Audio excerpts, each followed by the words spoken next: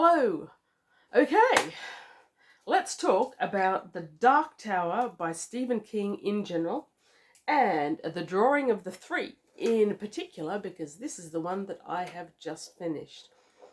Fantastic book. I really enjoyed it. And yet I find that there's probably not a lot to say about it per se and as such. So The Gunslinger, The Dark Tower is a series by Stephen King. And it started with The Gunslinger. I've been recommended this series off and on for quite a few years. And I thank you to everyone, by the way, who recommended it over the years. I know there have been lots of you. I don't remember I don't remember most of you. Sorry, that's just how my brain doesn't work these days. But one I think was Ira over in SF Words of Wonder. And I think that was a little bit of a tipping point because Ira and I often do enjoy the same types of books, or at least the same types of reading experiences. Stephen King. I read a lot when I was young, didn't we all? Pet Sematary, etc., etc. But I went off the Stephen King books quite a while ago, back when you could find them everywhere in second-hand shops, which is certainly not the case anymore. There was no particular reason. I did still enjoy the writing. I did still quite like the stories, but they were large, and I didn't feel that the positive feedback was enough, I guess, to compensate not for the effort, but for all the other things I could be doing and reading at the same time. So I went off Stephen King a little bit. And I hadn't actually read any of his for quite a while. I think I reread the Bachman books once or twice, but not even those too much, when I picked up the first in the Dark Tower series, of which nearly everyone who's watching this probably knows more than I, to be honest. So at present, there might be 7 or 8 novels. I'm pretty sure there's a short story, and someone told me, someone on the internet, that there's actually a young adult as well. And the series is meant to be chiefly inspired by the poem Child Roland to the Dark Tower Come by Robert Browning. Now, I don't know enough Robert Browning, to my shame, to be able to know the poem automatically. I gather it's published in full at the end of the 8th book, should I ever make it that far. Anything's possible. And then, if you're into Stephen King, and some people are very into Stephen King, there's a whole lot of attributions and information shared from these that is also mentioned in other ones, and there's a huge list of inspirations of various kinds. And any experienced author out there these days has got inspirations, so I'm not enough of a King completionist to really care. Okay, so with The Dark Tower, I got number 1, The Gunslinger, and I really like this livery of novel. It's very pretty. I think the cover worked perfectly. I liked it so much that I didn't take it with me to England. On my way to England, on the plane, I read The Gunslinger, The Dark Tower, number 1, in this copy, because I thought, well, I really don't find this livery as attractive. It looks very basic, modern, not very exciting. So I'll read this on the way to England, then I'll just leave it there, not carry it back. However, reading it there, I found out that there's extra material in this one that is not in this one. So now I've got both of them. Hooray. And I loved it so much that I read it straight through. I was enchanted. There is a review out there somewhere. It's probably pretty rudimentary because I was in transit. But while I was in England, I picked up Volume 2, The Drawing of the Three, which is once again in this livery that I really enjoy. What I didn't do is pick up number 3. And that, my friends, was a very bad mistake. Anyhow. So I picked up The Drawing of the Three recently and started it. In the book that I read, there was also the first preview of the first chapter of this one, which was just as harrowing second time around as it was the first time. So you've got the gunslinger here, and he's on this shore. He's made it to the shore of the lake. He's encountered the man in black and killed him, or has he? I'm maintaining an open mind about that one. And he reaches this shore, and this crustacean-ish creature comes out of it after dark and mauls him. That is every bit as harrowing reading it the second time around as it was the first time, and it was gripping. I was fascinated, I was anxious, I was involved from the get-go. The word Stephen King uses for them, or the Gunslinger uses for them in the book, is lobstrosities, as in monstrosities of lobster function. And I just thought it was spectacular, but it also reminded me of Powell Anderson in Tau Zero, where he talks about our lobsterish desire to survive. I doubt if there's an actual crossover there, just people fascinated by lobsters, which I understand because they're pretty fascinating creatures, really. And random marine biology fact, if you've ever been to a neurologist, a lot of the research that they're drawing on comes from lobsters and other decapods. They have a giant nerve running down the length of their body, and it's giant enough that we can observe the nerve's functions in a way that we can't in other creatures that don't have a giant nerve, but just a normal sized nerve. So there's a bit of decapod fascinating trivia for you that will never be of any use, probably. So, in the drawing of the three, we start out with our gunslinger, Roland, who is sick and infected from his encounter with the lobstrosities on the beach. And he finds the first door that he knew that was waiting there. These are doors to nowhere, essentially. Now, I've encountered doors to nowhere in other fantasy books, fantasy and weird fiction. Great concept. You walk along the shore, you suddenly see this door, you approach it, but if you go around it isn't there. In this case, the shadow of the door is, but he has to go through it. Each door has got written on it where it leads.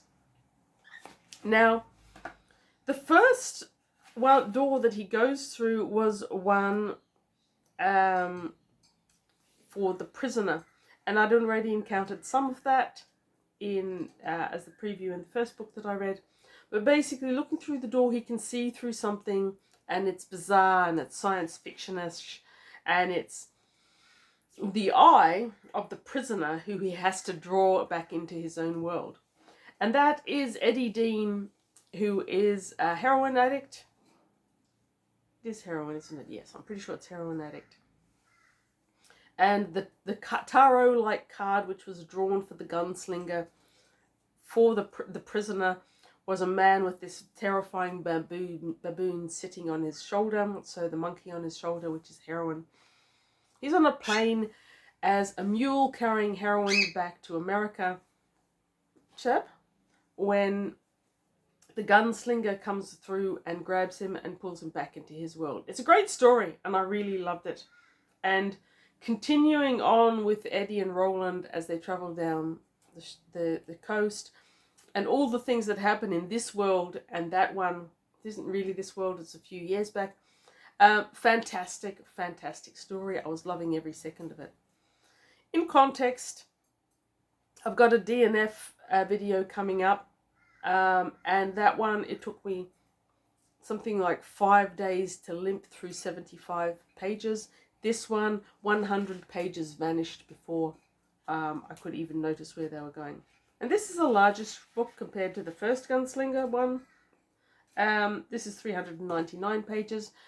So Stephen King was definitely doing his thing that he did throughout his life, which the books got longer with the years, but I didn't find that any of this was excessive. It all seemed in place.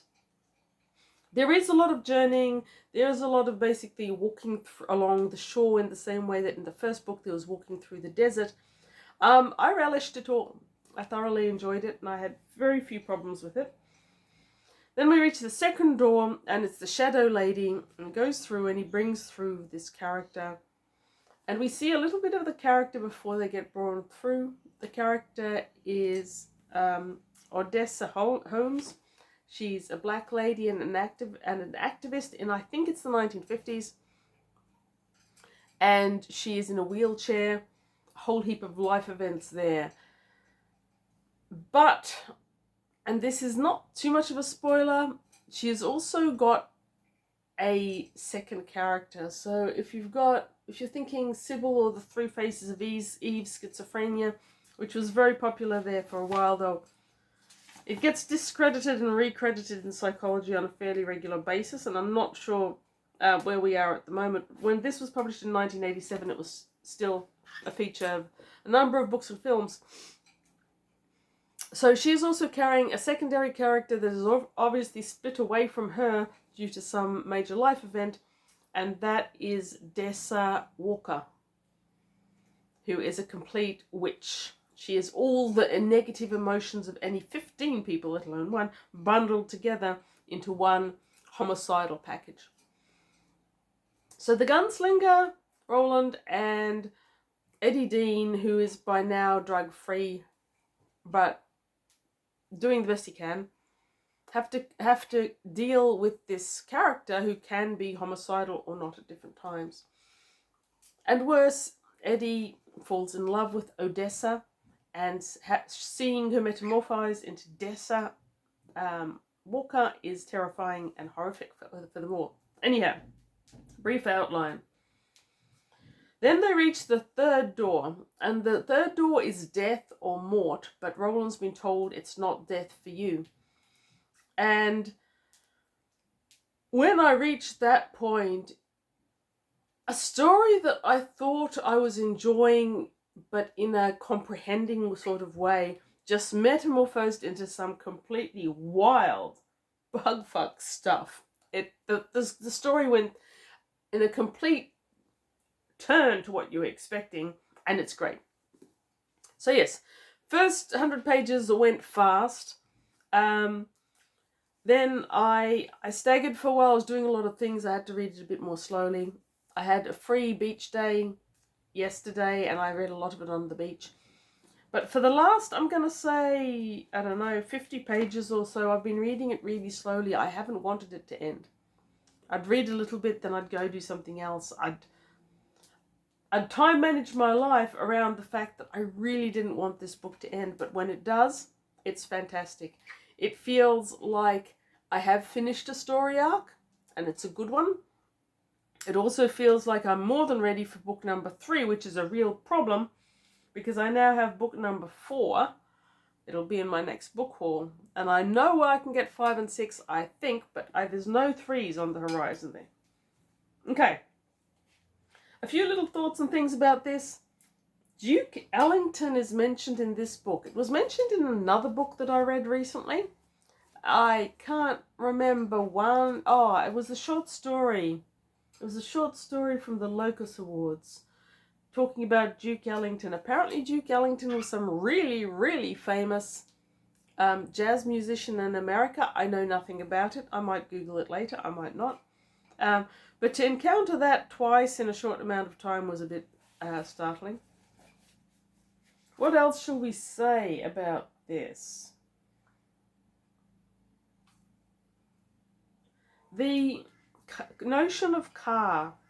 So I don't know if that's ever mentioned in the first book. I can't remember it being mentioned. But Roland, the Gunslinger, talks to Eddie a lot about car.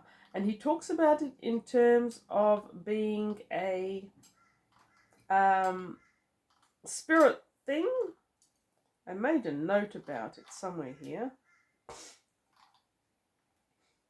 And the first time I heard him use the word, I'm going, oh, this is Egyptian-style mythology. Egyptian mythology talks about Ka as in the spirit. And, yes, King is using the term Ka as an equivalent of destiny or fate. Egyptian mythology talked about Ka in terms of the spirit, which goes on to the underworld to have their heart weighed against a feather before they can progress. And later in the novel, apparently, he develops the notion of a quartet, a group of people bound together by fate or destiny. And apparently he has also used it in other books. Again, all those tie-ins. You could spend your life tying in Stephen King novels and concepts, I think, and I'm not going there. But yes, I like the notion of car. I really liked the story in general. This slow, long navigation of a journey throughout the novel allows a lot of development of small things, of individuals and small events, and it allows some really beautiful development of language. And that was what really caught me here. One thinks of King as writing in certain genres, which the Gunslinger may or may not, the Dark Tower may or may not fit in. I'd say, overall, there's enough horror. The Lobstrosities on their own will give this a horror tinge. What I don't think of King as necessarily being is a master of beautiful prose.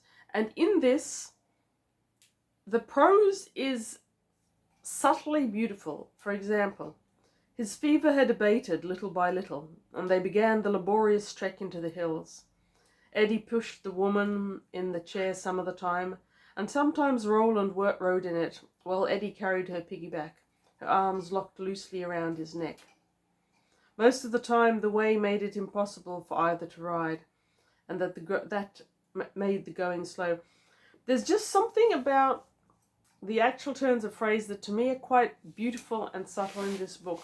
I know, speaking that aloud, I'm not describing any great literature here, but I found the writing far better integrally than I expected it to. I'm going to have one specific whinge about this book, however, and it annoyed me. I went online. It doesn't seem to have annoyed anyone else at all, which I'm quite mystified by. Okay, so I'm on page 177 here. And there we go. Eddie finished his tale around 4 o'clock on the third day of their northward journey up the featureless beach. The beach itself never seemed to change. If a sign of progress was what wanted, it could only be obtained by looking left to the east. There the jagged peaks of the mountains had begun to soften and slump a bit. It was possible that, if they went north far enough, the mountains would become rolling hills. Once again, I'm really digging this prose. But let's talk about what I just read, okay? If north is up and south is down, and I am walking north up this beach with lobstrosities in the surf, I can't look to my left and see the east. I can look to my right and see the east. I can look to my left and see the west. So I'm really confused about this. No one else seems to have mentioned it that I've seen on the interwebs. Is this some sort of ultra subtle commentary on Roland's world? I don't see how it can be. And I don't see how, considering how absolutely meticulous, shall we say, most Stephen King fans are, I don't see how I can possibly be the first person to have noticed this. So, feedback, people. If you know anything about this sudden walking north and looking left to the east at the mountains, or if it's a typo. If it's a typo, I'm good. I do many typos. I am skilled at typos. I just don't think of Stephen King as necessarily being someone who can have such an obvious typo. Anyhow, The Dark Tower, Volume 2, The Drawing of the Three. Really, really loved it. I hope I can find book number 3, and I really hope I can find it in this livery, which I enjoy. Thanks for watching. Thanks for commenting, if you choose to comment. Thanks for subscribing, if you have subscribed, and I know there's a lot of new ones. And always read good books.